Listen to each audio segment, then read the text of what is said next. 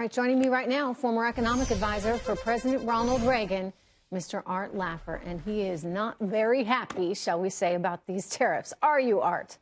I think tariffs would be a wrong thing to do, Trish. But, you know, Donald Trump has been very clever as president, and sometimes he says things to get negotiation positions and all that. I'm not sure it's just not a fake left, and he's going to do the right thing and get NAFTA renegotiated so it's fair for America.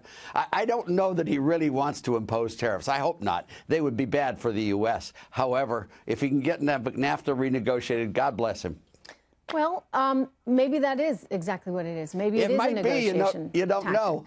Yep. But regardless of that, the reality exists that it has become increasingly challenging, Art, for the average American to earn a living in today's environment. And specifically, I'm talking about industries like manufacturing, and you can include steel and aluminum in that.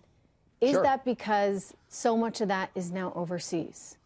No, it's not because of that. It's because states like Michigan and like Ohio and like Illinois and these states have such high taxes and it's so high regulations that it's very hard to produce that. Now in the tax bill, Trish, we cut the corporate rate from 35 to 21.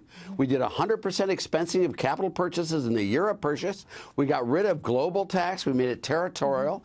We got the pass-through from the personal income from 39.6 to 37. We got the pass-through tax to 28.6.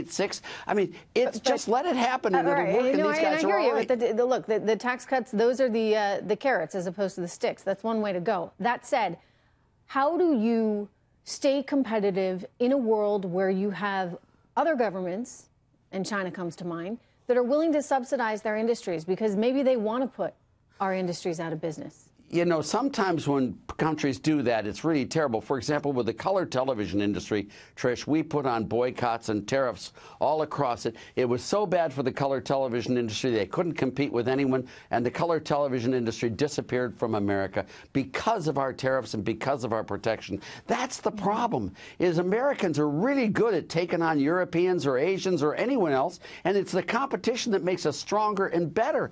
Putting on tariffs only hurts us dramatically. I mean, you think about it. I mean, it makes no sense. Let me give you an example. Let's imagine the U.S. discovers a cure for colon cancer, and let's imagine Japan discovers a cure for Alzheimer's. And let's imagine, true to form, Japan protects their country from our invasion of their and doesn't allow us to sell the cure for colon cancer in Japan. Should we then retaliate and not allow them to sell the cure for Alzheimer's in the U.S.? Of course not. Remember, high-quality, low-cost imports is good for America. It's not bad for America. It's great for consumers. You know, look, and this is common economic theory. I mean, any Econ 101 textbook would not any, show just you. Mine, Trish. Thank you. But yours being, of course, the best, Art.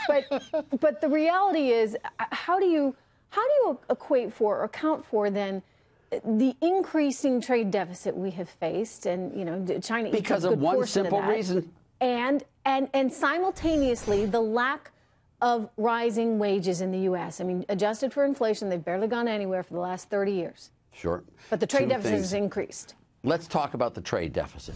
The trade deficit is one and the same as the capital surplus. You know, if foreigners are investing in this country, how do they get the dollars to buy U.S.-located assets? The only way they can do it is by selling more goods to us and buying less goods from us. That's the trade deficit. With Reagan, in the first 5 years of our term, we had a huge increase in the trade deficit because everyone was trying to invest in the United States. Think of it this way again, Trish. Which would you rather have? Investors lined up across your borders trying to get into your country or trying to get out of your country? If they're trying to get into your country, it means you have to have a trade deficit, which is exactly what we had under Reagan, and it worked beautifully to our advantage. So then why do you think the president's doing this? I hope he's doing it for negotiation reasons. I have questioned his logic many times in my mind, and every time he's fooled me, and he's done a much better job on negotiating and getting things done. He's been pretty amazing so far. I mean, if you look at his first year in office, in economics alone, I don't talk about other topics, but in economics, he's probably the best president in his first year in office of any president ever. It's amazing what he's done.